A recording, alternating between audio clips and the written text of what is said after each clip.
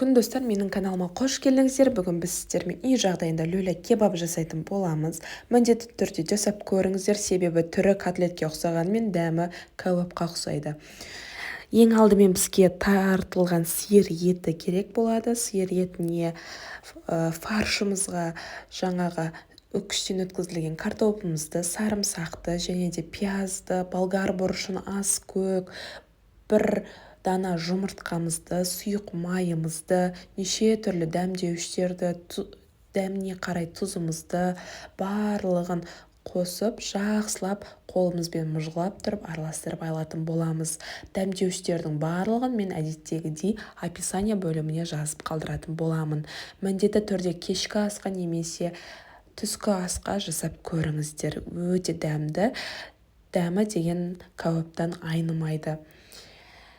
Дайын болғаннан кейін массамыз, табамызды жақсылап майлап аламыз. Майлап алуды ұмытып кетпеңіздер, себебі асты жабысып қалуы мүмкін. Дайын болғаннан кейін осындай теңдей 8 бөлікке үлкендеу етіп дайындап аламыз. Қасықтың көмегімен осылай үстінен бастырып шығуды ұмытпаңыздар, себебі қазір біздің кәуаптарымыз духовкадан піскеннен соң сәл кішірейіп қалатын болады. 180 градуста 25-30 минут аралығында пісіріп аламыз. Өте шырынды, өте дәмді, дәмі деген люля кебаптан айнымайды. Сіздермен болған Динара. Ас болсын.